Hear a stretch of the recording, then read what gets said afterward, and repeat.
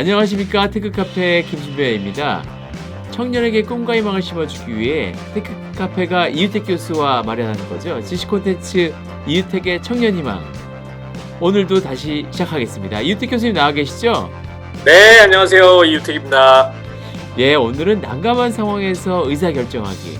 정말 우리 실생활에서 의사결정할 때 난감한 경우가 많잖아요.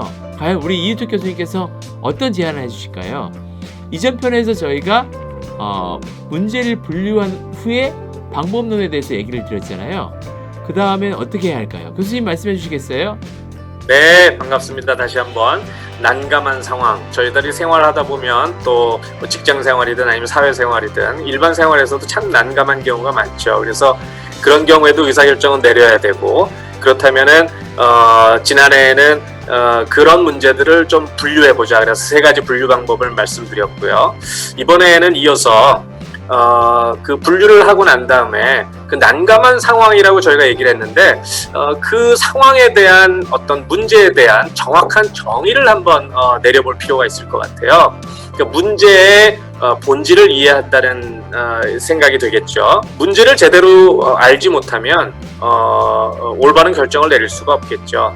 예를 들자면 의사 선생님들이 병명은 모르고 병으로 인해서 나타나는 징후로만 가지고 치료를 한다면 징후들이 계속 다양하게 나타나는데 계속 치료를 해야 되겠죠. 왜냐하면 병의 원인을 모르기 때문에, 그리고 병의 원인을 고칠 수 없기 때문에 나타나는 징후들을 붙들고 계속 치료를 해야 되겠죠.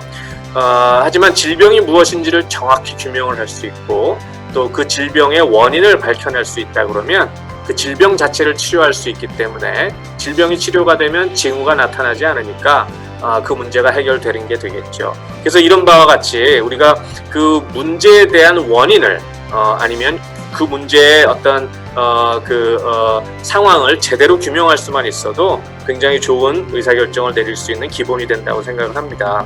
그래서 문제를 올바로 파악하는 것이 첫 번째인데, 올바로 파악해도 처방을 제대로 내릴 수 없는 경우도 있겠죠. 왜냐하면 여러 가지 다양한 옵션들이 있는데 그 옵션 중에서 조금 잘못된 옵션을 취할 수도 있겠지만, 문제의 원인을 파악했다 그러면 처음에 취한 것이 조금 잘못됐더라도 그 결과에 따라서 두 번째는 조금 더 원인을 치료할 수 있는 가까운 처방으로 옮겨갈 수가 있는데, 처방 자체를 내리지 못했다고 생각한다면 그 원인으로부터 계속 멀어지는 처방밖에 내릴 수 없기 때문에 문제를 제대로 규명하는 것이 얼마나 중요한가를 생각해 볼 수가 있겠습니다. 예, 맞습니다. 그러니까 본인이 처한 난감한 상황, 문제가 어떤 상황인지 그거를 규명하는 게 제일 중요하네요. 그렇다면은 그 다음에 무엇이 옳은지 모르는 경우가 많을 것 같은데요.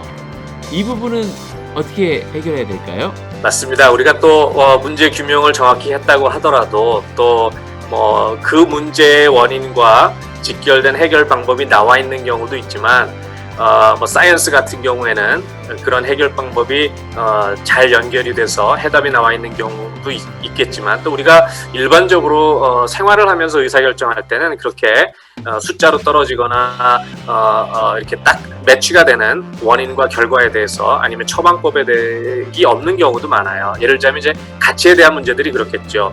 옳고 그르냐의 가치를 그 개인적으로도 다르고 또 사회 환경에 따라도 다르고, 절대적인 정의, 절대적인 옳음, 그런 것들은 일정 기간 동안은 유지되는 그런 것들이 있겠지만, 우리가 참 생각하기 어려운, 의사결정 내기 어려운 경우가 많은 것 같아요. 그래서 의사결정이 구체화되려면 무엇보다도 옳은 것이 무엇인가를 자기들이 생각할 수 있어야 되고, 그 옳은 것에 대한 기준이 무엇인가, 그런 것들은 나름대로 결정을 해야 되겠죠. 외부에 의해서 결정되는 옳은 것들, 예를 들자면 법이라든지 규범이라든지 이런 것들은 정해져 있지만, 그런 것으로 정해져 있지 않은 옳은 것들은 자기가 정해야 되겠죠. 그래서 문제를 이렇게 알았다면 올바른 해법을 찾아야 되는데, 그런 해법을 찾기가 어려운 경우가 많아요.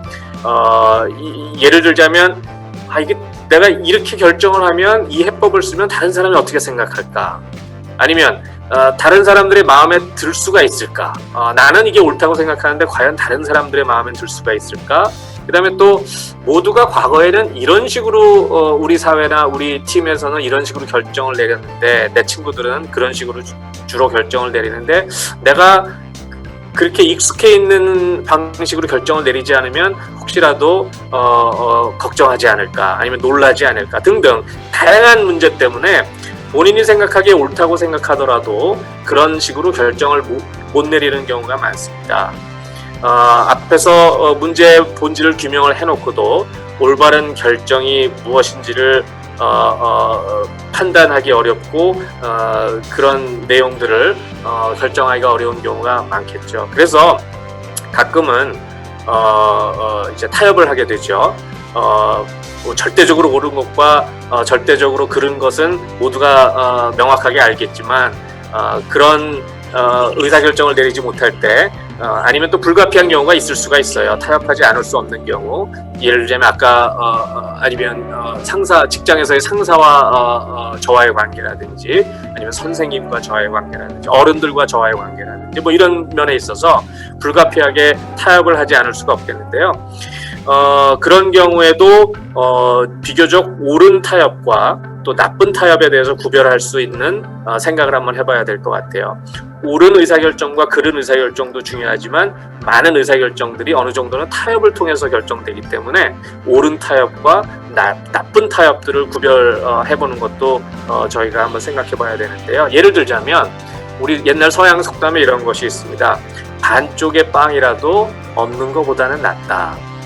그래서 그 반쪽의 빵을 가지고 뭐 우리는 이제 주식이 밥을 먹는 거지만 서양에서는 빵이 주식이지 않습니까? 그러니까 빵이라는 것은 생명과 같은 것이죠. 주식이 되니까. 그래서 반쪽의 빵이라고 그러면 성인이 하루 동안에 섭취해야 될 영양소를 가질 수도 있고 이것이 만약에 전쟁 상황이라고 그러면 그 밸류는 더 커지는 거겠죠. 그래서 아무것도 얻지 못하는 것보다는 반쪽의 빵이라도 얻는 게 낫다 이런 표현이 나온 것 같아요. 그래서 굶주림을 면하고 어떤 영양소의 절반을 차지할 수 있는 그런 판단이라면은 그것이 반쪽의 빵도 얻을 수 없는 어떤 결과보다는 낫지 않겠느냐 그런 의미에서 그것이 어떤 오른쪽에 비슷한 타협이 될 수도 있지 않겠느냐. 그렇지만 저희가 타협을 할 때 예를 들자면 이것도 뭐 서양의 이해가 돼서 좀 뭐하지만 솔로몬의 재판에서와 같이 한 아이를 두고 싸우는 두 엄마의 재판 여러분들 얘기 아시죠?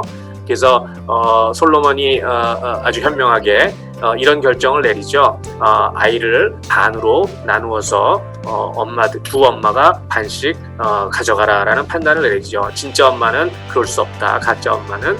그래서 진짜 엄마와 가짜 엄마를 구별하는 그 반이라는 것은 위에서 얘기한 빵을 얻는 반과는 완전히 다른 얘기가 되겠죠. 마치 비교할 수도 없는 그런 의미를 갖겠지만 그렇게 해서 저희들이 잘못된 타협 그 다음에 보다 올바른 타협 그런 것들을 생각해 볼 수가 있겠어요. 여기서 중요한 것은 제가 타협을 하라는 것이 아니고요.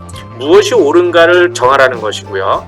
올바른 결정을 내릴 수 없는 상황이 발생했을 때 상황을 잘 판단하고 올바른 타협과 나쁜 타협을 구분해서 보다 올바른 타협으로 여러분들이 의사결정을 내리면 좋지 않겠느냐 그런 의미에서 한번 오늘 여러 가지 어려운 상황 속에서 난감한 상황 속에서 의사결정을 하는 방법에 대해서 한번 생각해 봤습니다.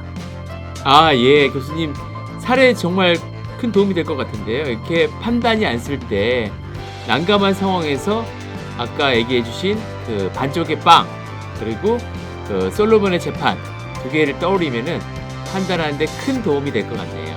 교수님 오늘 강연 감사드립니다.